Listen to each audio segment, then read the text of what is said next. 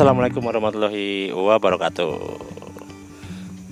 Ketemu lagi Sobat Saklar di Saung Kelakar, di YouTube channel Saung Kelakar. Tempatnya kita berkelakar, ngobrol-ngobrol santai. Sering tercipta pertanyaan-pertanyaan yang tiba-tiba ada. Sebagai pribadi saya sering merasa gelisah-gelisah gitu. Jadi kayak harus nanya nih secara kajian Islamnya seperti apa, atau kita cari yang hal-hal yang wajarnya seperti apa. Udah ada Ustadz Asyari di samping saya, seperti biasa selalu menemani. Assalamualaikum Ustadz, sehat? Alhamdulillah. Jadi kemarin udah kita sering ngobrol-ngobrol ya Ustadz ya. Langsung saja, sebenarnya dari saya ada beberapa pertanyaan. Jadi tentang bohong. Simpel saja tentang bohong itu. Ada kejadian dulu waktu rumah masih di Jawa, memang pengen nongkrong di depan teras gitu, santai di depan teras. Tiba-tiba ada tetangga yang bersilaturahmi. Akhirnya ngobrol kesana kemari. Cuma sebenarnya saya tahu nih, si tetangga ini tuh agak gimana ya, nggak cocok sih saya, karena omongannya sangat tinggi lah, sombong gitu menurut saya sih. Jadi akhirnya saya harus menyudahi obrolan ini, saya harus menyudahi. Akhirnya kan saya bohong. Ya maaf ya, ini saya tuh mau kerja sebenarnya, padahal nggak mau kerja, orang hari Minggu. Jadi udah pasti ketahuan bohong itu saya. Jadi cuman saya nggak nyaman itu, obrolannya saya terlalu nggak nyaman buat saya Pak Ustadz. Jadi saya bohong, akhirnya bohong untuk diri saya sendiri, juga ngebohongin si tetangga itu. Nah, pengen tahu itu sebenarnya apa yang harus saya lakukan, terus apakah di situasi itu bohong itu boleh dilakukan atau seperti apa? Pak Ustadz Asyari, saya sambil ngerokok ya. Siap. Silahkan. Bismillahirrahmanirrahim. Bohong demi kebaikan, ya, bohong demi kebaikan. Yang pertama mengenai dalil kebohong, ya, di dalam Al-Quran dijelaskan, jauhilah berbohong, ya, jauhilah berbohong, artinya ada penekanan untuk jangan berbohong. Ya, di dalam kitab Hidayul Arkam Bulughil Maram min Bulughil Maram itu dijelaskan bahwasanya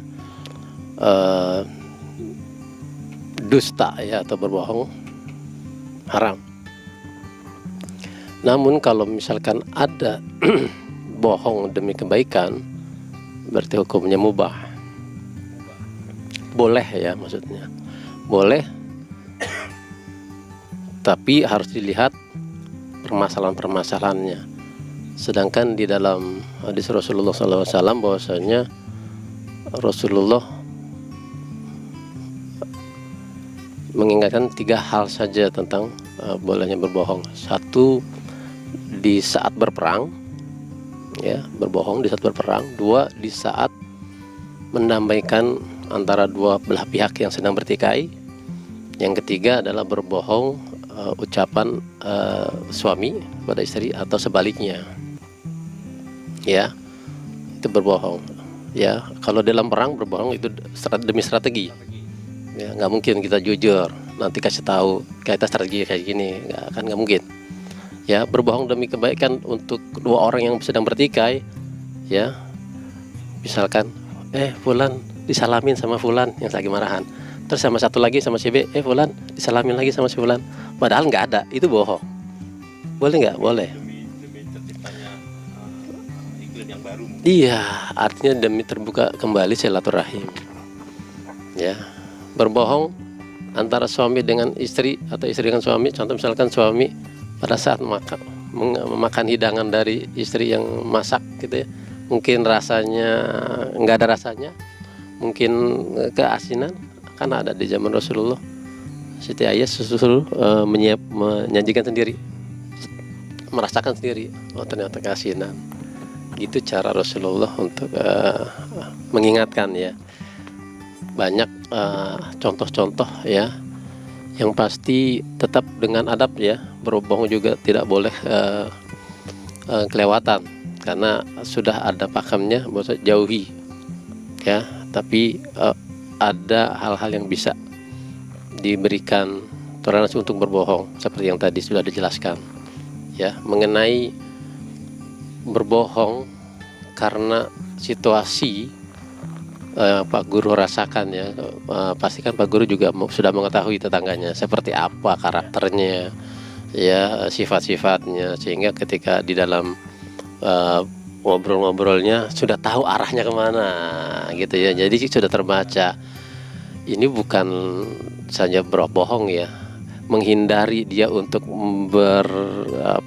bicara tinggi ya, itu juga menahan dia untuk melakukan dosa juga ya. Betul ya. Sehingga kita bagaimana caranya supaya kita tidak menyakiti dia ya, karena dia mau bicara, mau meninggikan lagi, tapi kita juga tidak ingin kuping kita panas dengan hal-hal yang sering dia bicarakan, karena kita sudah hatam masalah kayak gitu ya.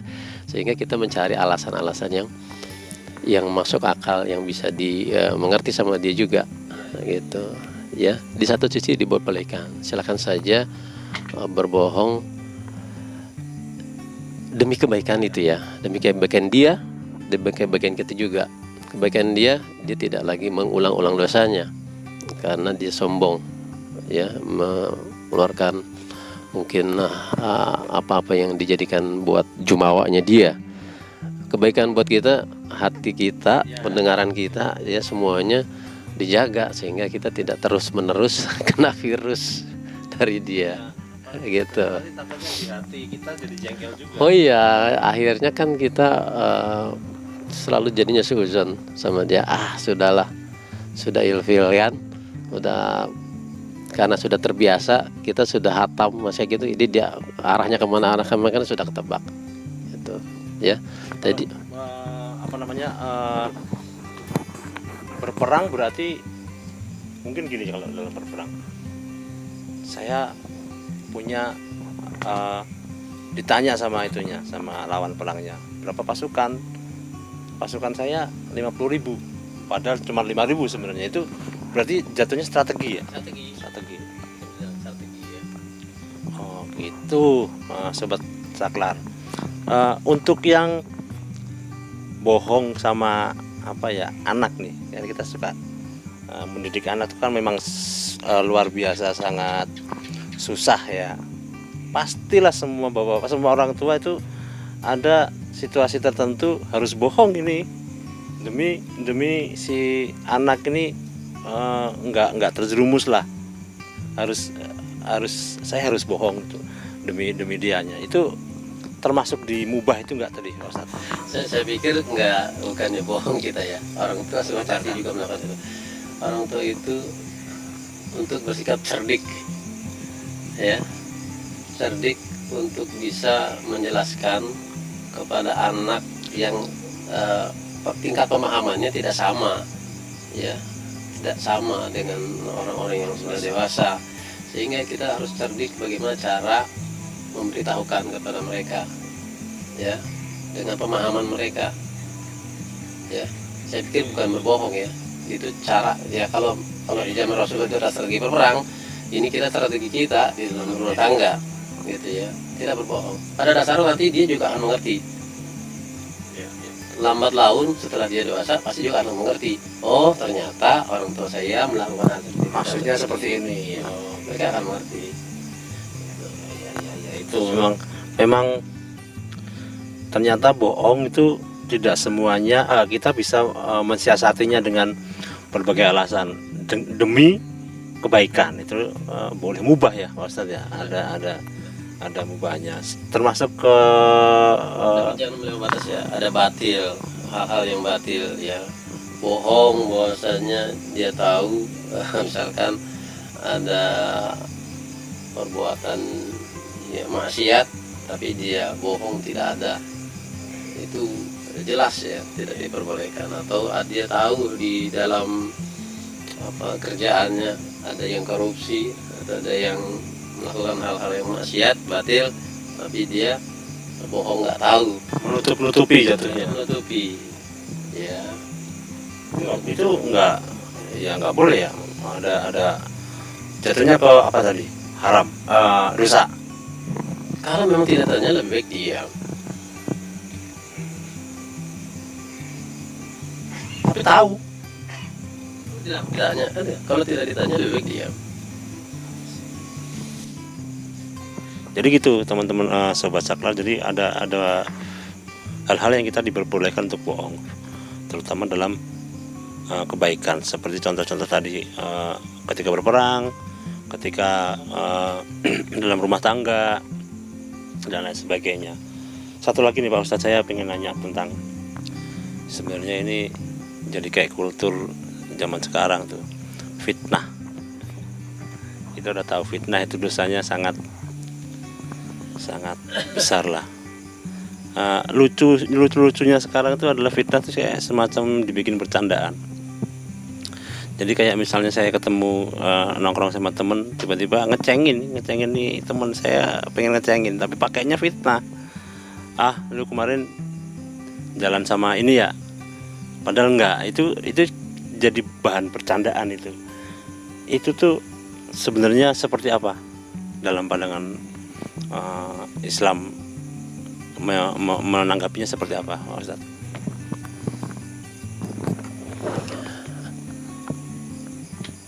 Di dalam dalil ayuhibbu ahadukum ayyakula lahmahi maitan fakarihtumu, ya kata Allah, apakah kamu senang memakan daging saudara kamu sendiri? Tentu tidak. Ya, maksudnya kalau kita memfitnah orang, membicarakan orang, menggunjing orang, itu sama saja kita sedang memakan daging saudara kita sendiri, gitu ya. Maka kalau memang bisa, kata Rasulullah, keluarkan itu daging itu, dikeluarkan. Tapi masalahnya sekarang itu jadi budaya. Hal yang seperti itu jadi budaya, jangan kita ikuti. Jangan kita ikut-ikutan melakukan perbuatan yang sudah jelas-jelas dilarang, yang jelas-jelas sudah Allah larang. Ayuhibbu ahadukum ayyakula lahmahi. Ya, apakah kalian senang memakan bangkai daging saudara kamu sendiri? Tentu kita nggak mungkin. Jelas bahwasanya fitnah itu bukanlah hal yang patut atau jadikan buat bercanda-canda. Ya, kita masih banyak hal-hal yang bisa kita bercandakan tanpa harus menyakiti atau memfitnah orang. Masih banyak kok cara-cara kita. Kelakar ini salah satunya adalah membuat renyah, ya. Tapi renyahnya kita ada nilai agamanya, sehingga kita dalam beragama meningkat insya Allah. Tapi dalam bersilaturahmi kita, dengan cara kita, dengan berkelakar masih kita ikuti, tidak kaku ya, gitu. Nggak boleh fitnah walaupun dalam bercandain, konteksnya komedi pun, konteksnya dalam bercanda ngecengin, kalau bisa dikurangin, kalau bisa dihilangkan. Jadi kayak, soalnya udah pasti lebih kejam dari pembunuhan. Itu udah umum lah, udah pasti semua tahu. Jadi masalahnya nanti kan ada dosa jariah. Kalau fitnah itu benar jadi fitnah buat yang melakukan itu. Kalau itu salah buat orang yang memfitnah, itu dosa jariah sampai dia wafat masih terus masih terus. Apa berarti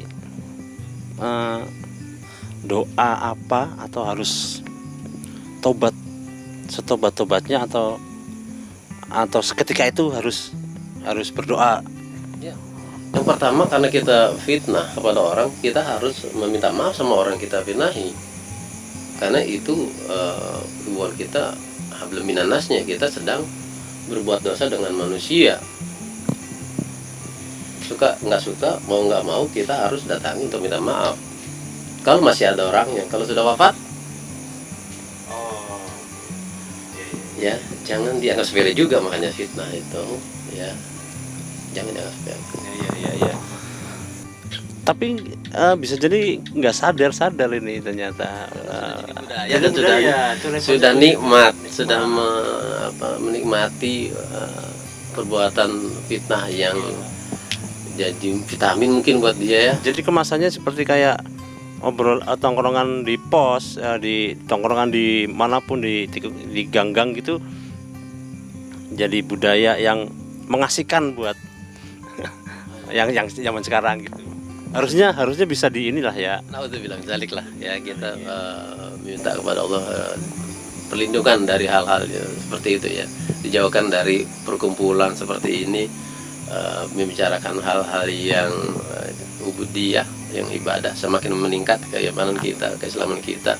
Jangan berkumpul dengan yang bermaksiat. Ya, salah satunya kan itu fitnah, kumpul ngomong ke orang, fitnah orang, nah itu kan maksiat, nambah dosa. Betul. Jadi gitu Sobat Saklar, ada 2 poin yang muncul di tongkrongan ini, di saung kelakar ini. Satu, bohong. Tadi temanya bohong, ternyata memang ada part-part yang kita dibolehkan untuk berbohong demi kebaikan itu sendiri. Yang satunya fitnah. Fitnah tuh bagaimanapun caranya memang harus dihindari, nggak boleh. Walaupun dalam konteksnya bercanda, kalau misalnya akhirnya terlanjur ya buru-buru selesaikan dengan minta maaf, dengan tadi kayak Pak Ustadz bilang, kalau orangnya yang difitnah itu masih ada mah kita enak. Kalau udah meninggal kan jadi nggak bisa ngapa-ngapain, itu yang fitnah susah. Jadi bisa jadi ya bertanggung jawab. Iya gitu. Sekelumit itu aja Sobat Saklar. Mudah-mudahan jadi materi yang bermanfaat buat kita semua di sini, sama buat yang Sobat Saklar yang nonton. Boleh di sharing-sharing, boleh dibagi-bagi, atau boleh kalau ada pertanyaan, pengen ngebahas apa, keresahan apa, silahkan komen. Insya Allah kalau kita bisa menyampaikan kepada orang yang paham, ya kita akan bahas.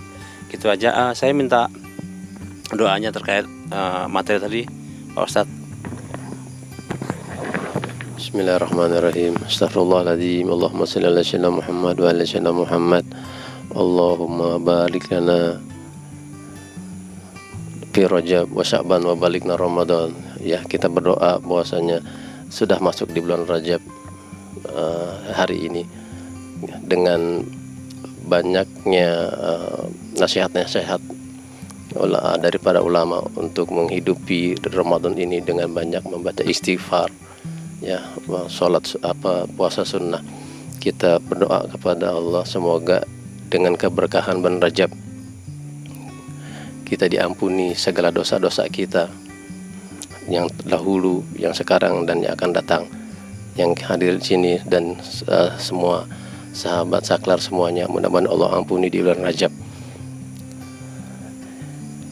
Dan kita doakan juga buat saudara-saudara kita semua yang sedang menonton Saung Kelakar channel ini, semoga Allah ampuni semua di bulan Rajab ini. Demi keberkahan bulan Rajab, Al-Fatihah.